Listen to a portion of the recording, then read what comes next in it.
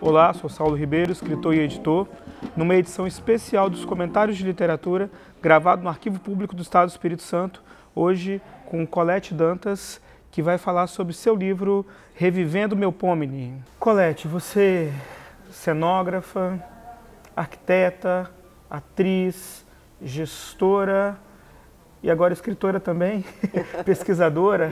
O pesquisador ele é sempre um escritor, né? Não tem jeito. Esse trabalho, na verdade, de escrita é um trabalho que me dói muito fazer, né? Eu já havia até comentado com você, para mim, que trabalho nesse plano do mundo visual, cênico, escrever é sempre uma dor a mais no parto. Mas, enfim, é o resultado do trabalho de pesquisa, como você falou, né? E você teve uma equipe que trabalhou com você nesse projeto. E o que vocês encontraram, você e a sua equipe? Esse trabalho, ele precisou de vários profissionais, de vários segmentos, de várias áreas. Era uma equipe razoavelmente grande, né, para desenvolver essa pesquisa, composta por historiadores, cientistas sociais. Eu, como arquiteta, também tinha outra arquiteta assistente.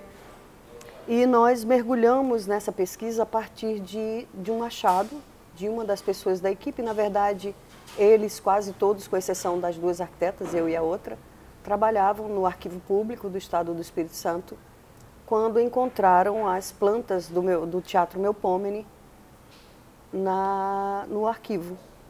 E eles queriam que esse material pudesse ter um acesso ao público de algum modo. Já que eram plantas muito sensíveis, seria complicado colocá-las à disposição, até por conta de espaço, enfim, e delicadeza daquele material. Então, conversando com eles, eles me fizeram quase que um desafio da gente mergulhar e tentar trazer essa história do Melpomene. Na verdade, eles fizeram o desafio a partir das plantas, eu que ampliei e voltei com o desafio para eles. Vamos então recuperar toda essa história. Vamos ver que teatro é esse, por que esse teatro estava ali, como que ele some assim de Vitória e a gente fica sabendo só que ele pegou fogo e pronto. Espera aí, vamos olhar para essas plantas. E daí começou esse trabalho que teve junto comigo a equipe formada por Agostinho Lázaro, que é cientista social, na época era diretor do Arquivo Público, o Piva, Rogério Piva, historiador, Giovanni Favoreto, cientista social e atualmente também arquivologista, e a Verônica Caim, na época estudante de arquitetura, hoje arquiteta, também parceira dessa proposta. Também o Silmar Francisqueto, também na parte de pesquisa iconográfica, fotográfica. E começamos a vasculhar todos os arquivos disponíveis relacionados à história desse teatro. Não só aqui no Arquivo Público, né, em outros espaços. Na memória que a gente tem, na memória histórica que a gente tem, que a gente comenta, o que a gente tem do Teatro Melpomene, até chegar a esse livro, o que nós tínhamos era o teatro de madeira do século XIX, final do século XIX, que pegou fogo num incêndio de proporções assombrosas e uma grande tragédia, e os seus pilares foram retirados para construir o Teatro Carlos Gomes depois. O que disso é verdade, o que disso é mito e que teatro é esse? Então, esse mito é aquela história, né, da história que vai crescendo de proporção. O que nós achamos nessa grande pesquisa, que foi aqui no Arquivo Público do Estado, também no Arquivo Municipal e em algumas outras instituições, era que esse teatro, na verdade, ele não teve um incêndio dessa proporção. Realmente teve um princípio de incêndio, que foi na cabine de projeção dele, mas esse incêndio foi controlado. Só que houve um pânico geral dessas pessoas que estavam na plateia. Estava passando um filme chamado Ordens Secretas, um nome até bem suspeito, mas era esse o filme. E os jornais relatam que houveram 2 mortes, mas a partir do pânico. As pessoas começaram a ficar apavoradas, gritou fogo, e sempre houve uma maldição em cima desse teatro. Desde antes dele ser construído, já achavam que ele ia pegar fogo, porque ele era de madeira. Então existia sobre ele diversas... não só um preconceito em função desse material do teatro. A madeira era um material não nobre, era um material relacionada a barracão de obra, a barraco, né, de pessoas que tinham uma situação social delicada. E aí fazer um teatro, exatamente o primeiro teatro da cidade, e único na época, de madeira, né? Isso também num lugar que era a Costa Pereira, na época, antigo Largo da Conceição, num lugar que era praticamente um mangue.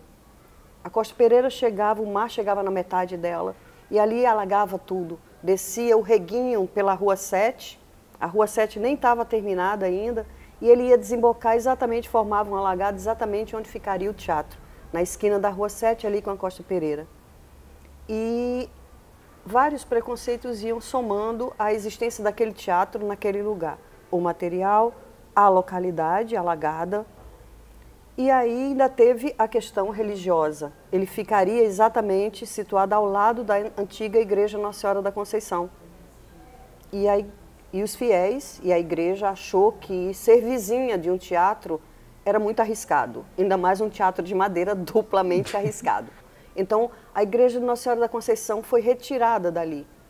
Houve uma desapropriação, o governo comprou, a arquidiocese vendeu o espaço, levou a imagem da santa sob protesto da comunidade, porque a santa estava saindo dali, foi para o Rosário, a santa, e a igreja foi demolida. Apesar do teatro não ter ocupado o espaço da igreja, ela era só uma boa vizinha. Então, quando se gritou fogo, as pessoas tentaram sair muito rapidamente. E o último pavimento, onde ficava o balcão, onde ficavam as pessoas que tinham menor poder aquisitivo, só tinham duas saídas, duas escadas direto para as laterais. As pessoas não subiam pela escada principal, como hoje é no Carlos Gomes, não. Eram escadas laterais. E na época que começamos a pesquisa, encontramos um senhor, que era uma criança na época, mas o irmão dele estava dentro do teatro e ele lembra do episódio do incêndio. E ele me relatou que apenas uma escada ficava disponível para o público, a outra sempre ficava trancada. Então imagina toda essa população tentando descer de uma vez na escada. A escada cedeu e duas pessoas morreram, várias ficaram feridas. Ninguém morreu do fogo. O jornal diz que o projecionista, né, o rapaz que operava o equipamento de projeção, era um rapaz de 16 anos. E que ele, junto com um policial, conseguiu retirar o projetor de dentro do teatro. E esse projetor supostamente está aqui na nossa exposição. Um outro aspecto interessante da pesquisa de vocês e desse livro, e da exposição também que foi gerada a partir dessa pesquisa, é a questão a questão urbana de Vitória, nesse momento que você já falou um pouco aqui. Mas eu queria que você deixasse um pouco mais claro, por que um teatro de madeira e por que um teatro nesse lugar? Esse teatro, ele surge, na verdade, a primeira ideia dele surge em 1800, na década de 1870, quando Muniz Freire, o pai do que foi o governador, Dr. Muniz Freire, ele pertencia a um dos grupos de teatro da época, a Sociedade Dramática Melpomene. Ele era diretor dessa sociedade dramática e ele queria construir um teatro para os seus grupos. Os grupos na época, né, no século XIX, eles tinham pequenos espaços que eram feitos em casas daquela época. Eram adaptados, espaços bem quase amadores. Mas ele queria construir realmente, dotar a cidade desse espaço. E aí ele conseguiu um terreno com o governo, exatamente ali naquele local, ali na esquina da Rua 7, e conseguiu a verba, o valor da verba para construir. Só que ele morre logo depois. 25 anos depois, o governador, Dr. Muniz Freire, filho do Muniz Freire, que queria construir o teatro, transforma o Estado e começa a fazer uma série de obras e uma série de empreendimentos que venham modificar o Estado do Espírito Santo definitivamente. Inclusive o projeto do Novo Arrabalde, né, que é o projeto de toda Vitória para o lado da Bento Ferreira, Praia do Canto. Esse projeto, desenvolvido por Saturnino de Brito, foi projetado exatamente no período do Muniz Freire. Então ele estava promovendo um grande crescimento para o Estado e para a cidade também, em consequência disso, a capital. Daí, nada mais próprio, como você disse, do shopping center da época, ou seja, o teatro. A cidade já estava começando a se expandir aqui para baixo, mas ainda era muito precária.